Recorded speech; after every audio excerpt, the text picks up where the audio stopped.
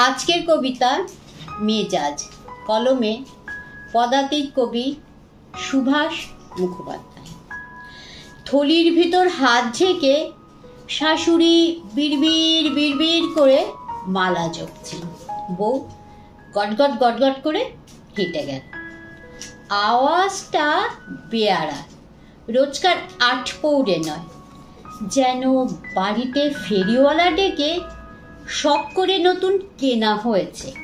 সুতরাং মালাটা থেমে গেল। চোখ দুটো বিষ হয়ে ঘাটটাকে হেলিয়ে দিয়ে যেদিকে বউ যাচ্ছিল সেই দিকে ঢলে পড়ল। নিচে চোয়ালটা সামনে ঢেলে দাঁতে দাঁত লাগলো। বিলক্ষণ রাগ দেখিয়ে পর মুহূর্তেই শাশুড়ির দাঁত, চোখ, ঘাট, চোয়াল যে যার জায়গায় ফিরে এলো। তারপর সারা বাড়িটাকে আঁচড়ে আঁচড়ে কলতলায় ঝমরঝম, খনরক্ষণ, ক্যাঁচ ক্যাঁচ, ঘ্যাঁচ ঘিস, ক্যাঁচর ক্যাঁচর শব্দ উঠল। বাসনগুলো কোনোদিন তো এত ঝাঁঝ দেখায় না, বড় তেল হয়েছে। ঘুরতে ঘুরতে মালাটা দাঁড়িয়ে পড়ল। নোড়া দিয়ে মুখ ভেঙে দিতে হয়। মালাটা এবার ঝাঁকুনি খেয়ে আবার চলতে লাগলো। নাকে অস্ফুট শব্দ করে থলির ভিতর 5টা আঙুল হঠাৎ মালাটার গলা টিপে ধরল। মিনসে আক্কেলো বলিহারি, কোত্থেকে কালো অলক্ষণে পায়ে খুরওয়ালা ঢিঙ্গি মেয়ে ঘরে এনে ছেলেটার গলায় ঝুলিয়ে দিয়ে চলে গেল। কেন বাংলাদেশে ফর্সা মেয়ে ছিল না?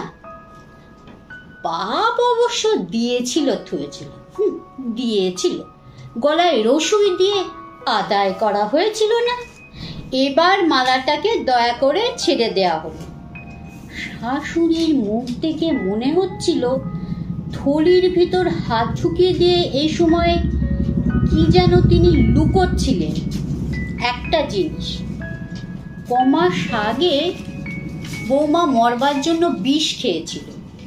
ভাসুরপো ডাক্তার না হলে ও বউ এ বংশের গালে ঠিক চুনকালি মাখাতো। কেন, অসুখ করে মরলে কি হয়? ঢঙিয়ার বলেছে কাকে? হাতে এক রাশ ময়লা কাপড় নিয়ে কালো বউ গটগট গটগট করে সামনে দিয়ে চলে গেল। না, আর বাড়তে দেওয়া যায় না। বৌমা বলুন। গলার আওয়াজটা ঠিক কাঁচা গলায় দেওয়ার মতো নয়, বড্ড ন্যাড়া। হঠাৎ এই দেমাক এলো কোত্থেকে? বাপের বাড়ির কেউ তো ভাই ফোটার পর আর এদিক মারায়নি। বাড়িটা যেন ঝড়ের আশঙ্কায় থমথম করছে। ছোট ছেলে কলেজে, মেজটির সামনের বাড়ির রোয়াকে বসে রাস্তায় মেয়ে দেখছে। ফর্সা ফর্সা সব নেই, বৌদির মতো ভূষণ্ডি কালো নয়। বালতি ঠনঠনিয়ে বউ যেন মা কালীর মতো রণরঙ্গিনী বেশে কোমরে আঁচল জড়িয়ে চোখে চোখ রেখে শাশুড়ির সামনে এসে দাঁড়ায়। শাশুড়ি কেমন যেন হঠাৎ গা ছমছম করতে লাগলো।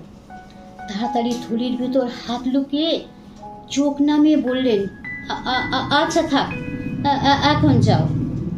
বউ মাথা উঁচু করে গটগট গটগট করে চলে গেল।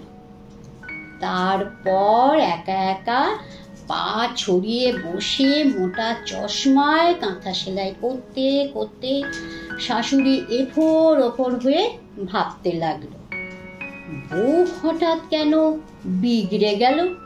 তার একটা তদন্ত হওয়া দরকার।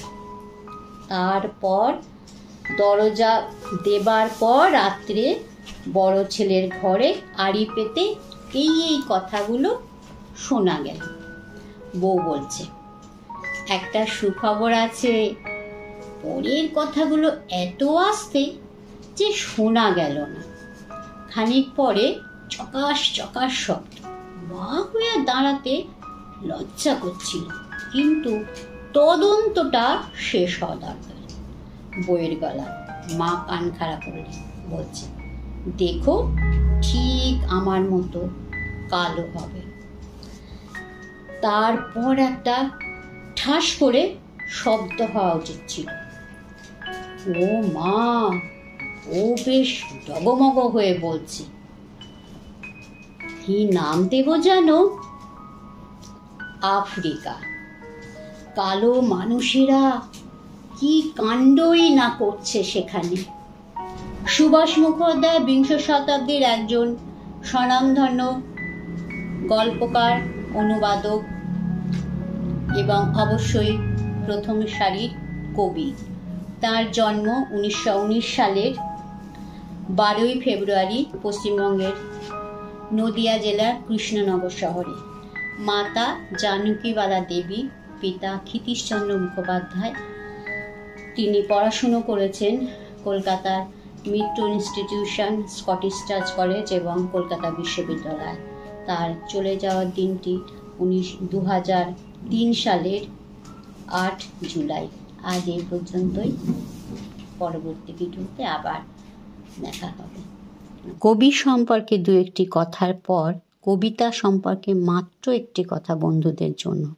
আমরা যখন কোনো কবিতা পরিবেশন করব, তার মূল ভাবের সঙ্গে সামঞ্জস্য রেখে যদি আমরা আমাদের সাজসজ্জা এবং পোশাক নির্বাচন করি, তবেই যেন তা বেশি সুন্দর হবে, এক কথায় গ্রহণীয় হবে বলে আমার মনে হয়। হয়তো বা এটা আমার ব্যক্তিগত মত, তবে কারো যদি অন্য মত থাকে, মতভেদ বা মতান্তর যাই হোক, কমেন্টে অবশ্যই জানাতে পারো বন্ধুরা। আবারও বলে সবাই ভালো থাকবে, সঙ্গে থাকবে, একসাথে পথ চলা বজায় থাকবে।